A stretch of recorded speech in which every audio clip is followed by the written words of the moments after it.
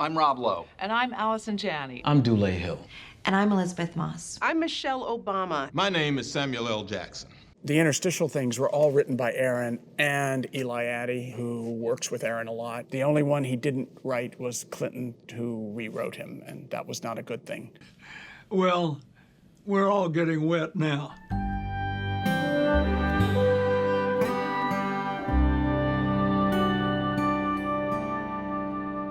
Hi, my name's Thomas Schlamme, and I'm the director of the West Wing special to benefit When We All Vote.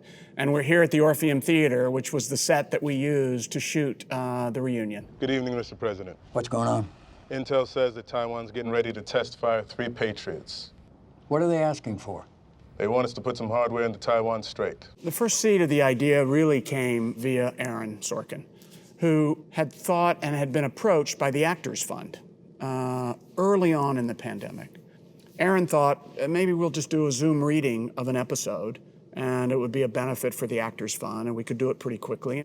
Cut to, must have been 4 months later, deep into the pandemic. Aaron called me and said, you remember that thing I talked about, the Actors Fund? It's kind of morphed into something completely different. And that's when he presented to me the idea that already he had been dealing with this concept of doing a benefit for When We All Vote. Again, he thought it would be maybe a Zoom thing or maybe some people on stage, but he made the mistake of calling me. And I was like, I think we could actually do a little bit more with this. Bartlett and Leah walk in as we hear a quiet Ten Hut. Listen, they start voting in Hartsfield's Landing in about 2.5 hours, so this may end up being somebody else's problem. Aaron chose Hartsfield Landing specifically because it was about voting. Unrelated to the reason he chose it, it was also a perfect episode for us to end up doing the way we did it because it took place over this one night. Everything pretty much took place in the White House. And so it therefore became, for me, when I started to begin to think of how we could open this up a little bit to make it play-like, it could work because of the structure of the scenes.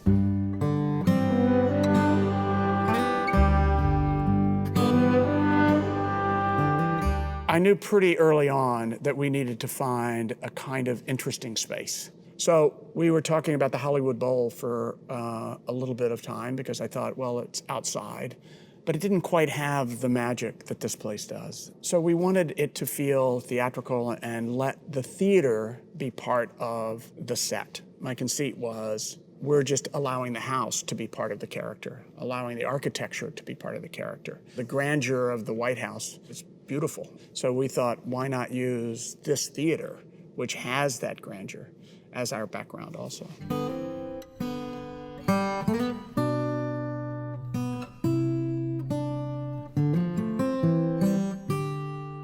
I felt like I needed to create a language for the audience almost right away, and that was Snuffy's music. It's stripped down. It's not the full orchestral theme music. And to me, it was like, let's just slow this all down. Let's just slow this down and let this be a melancholic moment for him. That Snuffy's score is happening, and then all of a sudden we see center stage that there this guy is. Originally, that was just gonna be Snuffy on guitar. And slowly we realized, oh, we could bring in a few more instruments, but it'd still be, he's the centerpiece. This is the guy who wrote this piece of music that everybody relates to in this show, that he wrote all the score for this show. To give him the center stage at that moment was very meaningful to me.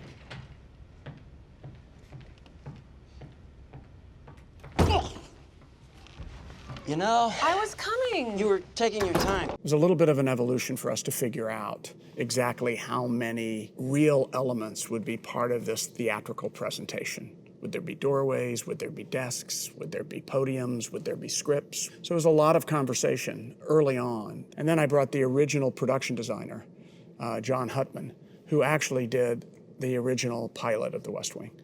And we went, okay, let's just start thinking about this. I had this idea of using some of the structures from the old place, some of the door frames. And then it was John who went, yeah, but what if we defined areas by the pools of light, which people will identify again from the show, So we brought in just a few of those elements. I worked with our prop person from the original show, Blanche, who was fantastic. And Blanche knew I was phobic about desks being full of props. She was thrown by the idea of, I don't want any of that.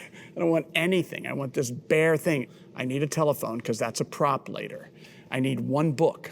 That's all I need. You don't need to put 5 books there and a bookshelf. So it just started from pulling stuff back and then kind of realizing there's enough there to get the viewer to understand that this is Josh's office.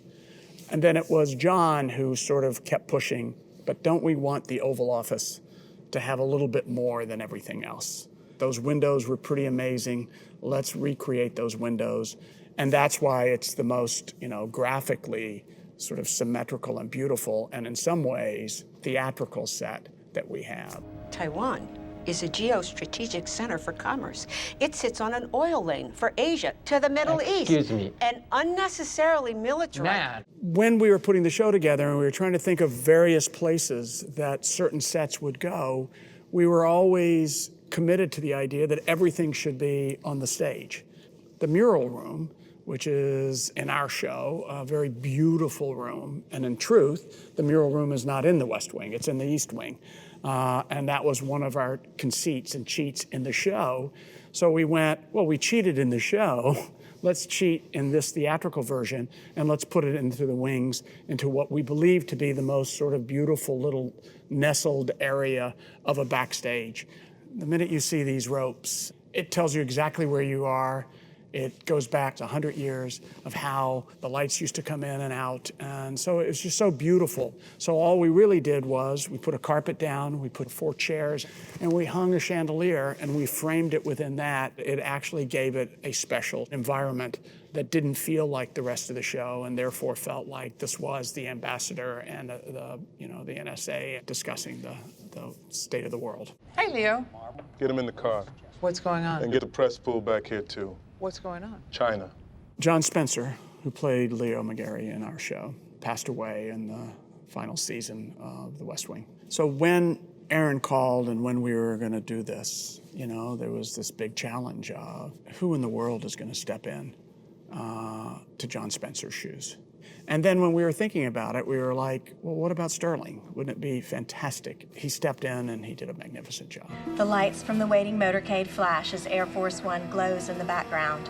A small press corps waits behind a rope line, and the plane's main cabin door opens. Bartlett emerges. The minute we walked in the Orpheum, I kind of went up there and I went, this is where the narrator will be, and that was Emily Proctor. She did all of the stage direction. Originally, she wasn't supposed to do all the stage direction. We were gonna break that up with John Amos, Tim Matheson, Tim Busfield, and unfortunately, the other people were not available. Fortunately for us, Emily was. She was there for a long time because we couldn't shoot all of her stuff all at one time. It would be when we had that set here, we would need Emily. And the other reason was, we would have to steal a camera that was being used up there to also be the body that was down here that we were doing. And we had to get a little bit of an arm and a crane in there. And there's just a narrow staircase up there. We had an incredible group of gaffers and grips who were able to light it and then also take out some of the seats. And the Orpheum was really very open for us to be able to remove some of the seats so that we could get some of the camera angles that we needed.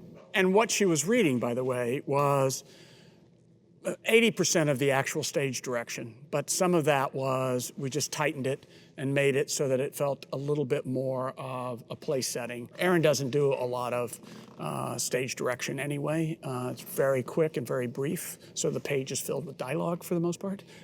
But she just was able to sort of set it up for the most part. It's a beautiful chess set. It's a gift for you. Really? Yeah. It's hand-carved, and it belonged to the Prime Minister's grandfather, who used it to play Lord Mountbatten. One of the widest shots we have is straight down the center of this aisle when Toby and Bartlett are playing chess, and they are downstage. And what you'll notice here is there's a pit, but the Orpheum can fill the pit. And so that's what we were able to do, and the pit is a step down. That was perfect for me because it would give me the idea that where Toby and Bartlett were playing chess was one step removed from the actual Oval Office, even though it's in the Oval Office. So Bartlett and Leo and Anna Devere Smith could be having a discussion, and he could be in an isolated environment, which was just a little below them, and just gives us the sort of power of this space. Can we please talk about my father with some respect? God! He's gone now. Can we? In the scenes that they have in this episode, it is in the context of 4 or 5 episodes that weren't just challenging his politics, but challenging him as a man and the way he was raised, and specifically the relationship he had with his father. And because they're 2 actors that really work off the pinch and the ouch, you know, which is the theory of acting. You pinch me, I go ouch. And so when Toby brings up the father and makes that very derogatory comment. I don't watch the pitch go by. And if I do, it's not because of my father. Was an idiot? I don't know what personally was going on, but it was really powerful and very primal and very real in order that he hits the chessboard and he knocks over this chess piece was completely spontaneous. And it caused Richard to have a completely different reaction to it. And I believe that the most emotional moment in the whole show, which is he really recognizes the pain that is in this man and the pain of his relationship with his father. Richard just gently picks up that chess piece and puts it back in its place. There was no permission, no anything. It was just a gesture, and that gesture alone, if they had said nothing else and he had just put the chess piece back, would have defined the whole scene.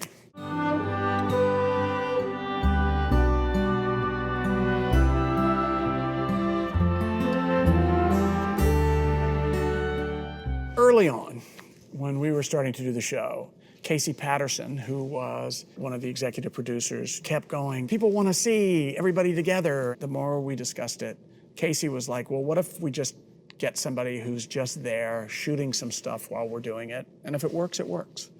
So we all went, that's a great idea. And the next thing I know that Casey has hired Rachel Morrison. She's been nominated for an Academy Award, and she's shooting our black and white behind the scenes. And she was like, I'm not working right now. It was thrilling that she was doing it. And so we then had all this footage, and then it was, how do we use this footage? It was first clear that we would use it for our credit sequence. But then we started thinking, can we come out of each of the act breaks with the black and white imagery before we get into these interstitials? Once we started to work on them and use it as a musical segue, it actually helped because it was very disturbing to come right into the interstitials.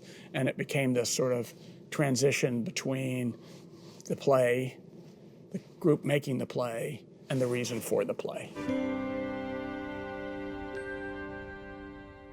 Make a plan to vote early. Because every vote will make a difference in this election. Have confidence in the election. We're America. We're good at this. The interstitials that we used, which were each one talked about a different element of the voting process. The restrictions, the desires, the history, they're all in a different way. And, you know, there was a lot of conversation of how we do this. Slowly, I realized Aaron's going to write them all. And then he came up with, I'd like to use the people that we have and then a few other people outside of that. So all of our cast could be doing some, and we could shoot those here. And then there would be remotes that we would shoot and still be just talking heads. So the whole idea would be they would somehow connect together. Checkmate.